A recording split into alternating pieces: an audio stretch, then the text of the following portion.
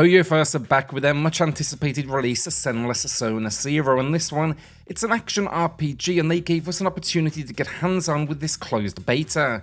Now today we have a sneak peek into what's in store and we'll be sharing some early impressions, providing a glimpse of what awaits you and then wrapping up with whether it's left us wanting more. My name's Alex, this is XP Corner, and if you enjoyed the video today, subscribe, it helps out the channel a huge amount. In Zenless Zone Zero, the game unfolds in a dystopian future where players they find themselves in New Eridu, the last standing metropolis, after a series of mystical disasters known as Hollows. Now these Hollows are more than just calamities, they are gateways to alternate realities parallel to our own worlds. The government and various factions battle it out to exploit these gateways, venturing into these alternate dimensions so they can harvest advanced technological resources and other valuable assets. However, these expeditions are fraught with danger. The alternate realities within these hollows, they are infested with hostile creatures, and prolonged exposure to these environments, it poses a risk of transforming explorers into beings akin to those they do encounter. Basically, these raids are dangerous, but they are also necessary if you do want to, I guess, succeed in this post-apocalyptic world. So in its initial stages, the narrative seems pretty straightforward. Raid parties, a battle of government versus them. But yeah, we are part of a raiding group aiming to secure a certain strongbox. However, when our plan goes wrong, we must not only get the strongbox back, but also save two of our team members that do find themselves stranded. Now to achieve this task, we hire a proxy, an expert at navigating these hollows, and there the mission begins. Now of course this only marks the beginning of the story and its clear twists and turns are coming, but I've definitely enjoyed the cast and I do think the setting is really unique. As soon as you fire up Zenless Zone Zero, you're presented with a choice. Take control of Bal or Wise, the two proxy characters who remotely maneuver a robot that guides characters through these different hollows. Now in battle, do expect to be controlling the team directly. Now admittedly, the battle mechanics weren't quite as deep as I expected initially, but I did enjoy the fact each of the warriors I experimented with brought something unique to the mix, differing in speed and attack combinations. This is a game that relies on a standard attack and then a special and an ultra, which requires you deliver damage to charge up. I did a whole lot of button mashing initially in the early areas, but I did quickly realize enemies were leveling up a whole lot quicker than me. And this is where timing comes in and it demands your attention. Some of these enemies are going to deliver some devastating damage, so it is actually key, whether that's going to be dodging enemy attacks in the nick of time or switching out characters to trigger what is an automatic combination. It's a familiar feature with a visual cue, a rapid flash on your screen alerting you to imminent danger. Now while not groundbreaking, I did appreciate the additional depth it added to these different scenarios.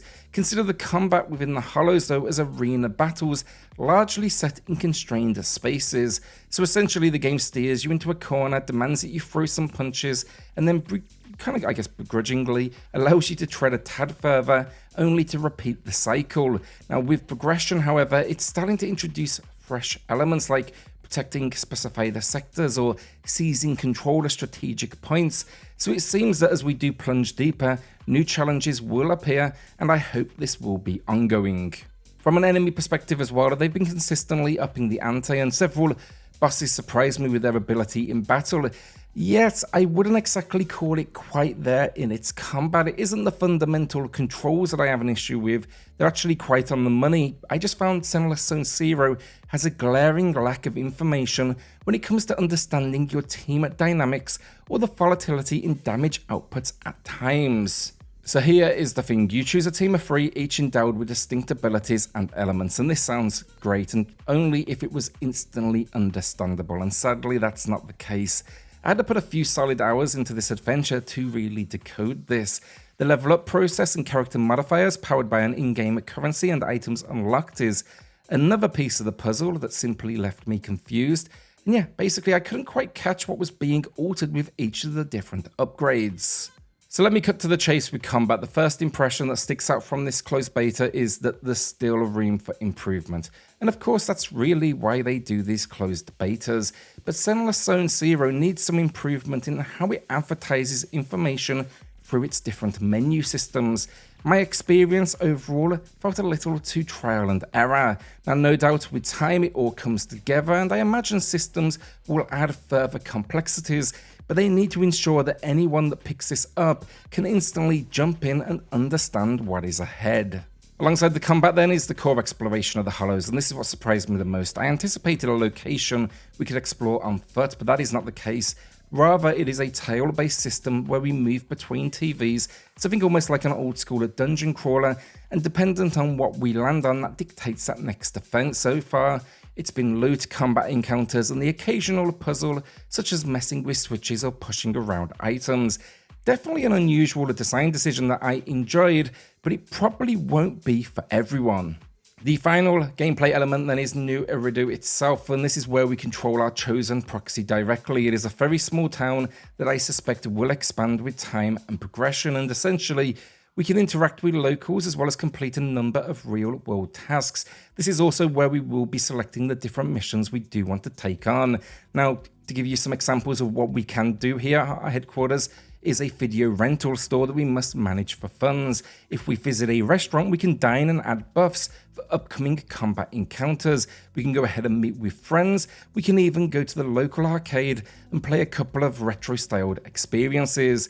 This world is constantly adding new events, which I've personally enjoyed, but again, it is far from massive with exploration across the opening location. I'd say achievable in maybe a few minutes. Then I do quickly want to touch on the monetization, and I just want to say here, there's very little I can add to it currently. The game uses a spin system similar to what we've seen before, and we can unlock new characters as well as items through this mechanism. Now, I've unlocked a single additional character this far, and the spins do advertise 1 in 89 spins can deliver an S tier character to our roster, but there is no doubt this kind of odd system could change by launch. There's also no pricing as of yet. It's all been based around grinding in game, which does demonstrate with persistence it will be achievable, even if, as always, it is going to be an uphill battle.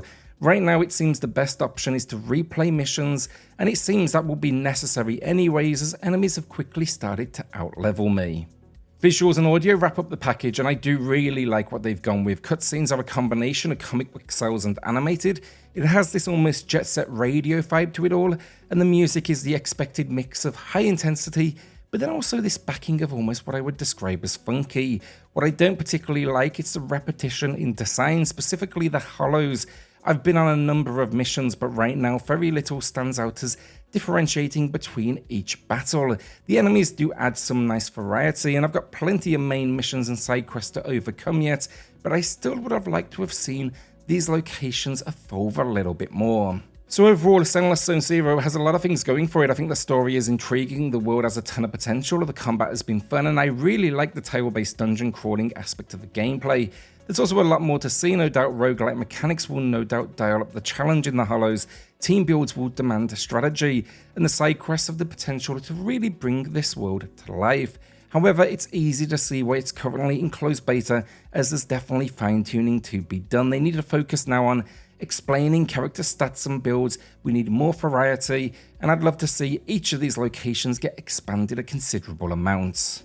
No doubt then, if you're a fan of their previous work, Genshin and Honkai, this is on your radar already, but if it interests you, you can pre-register now for access, and I will add a link to the pinned comment down below so you can check it out. Also, I do want to thank Hoyoverse for letting me get hands-on with this experience with the closed beta. Let us know in the comments, does Zenless Zone Zero have your attention, and will this be added to your rotation? Expect to see it launching on PC as well as multiple other platforms in the near future, and do let me know if you have any questions in the comments down below. With that, hit subscribe, join us here for reviews, deals, news and lists weekly, and I'll see you all on the next video. Thanks everyone.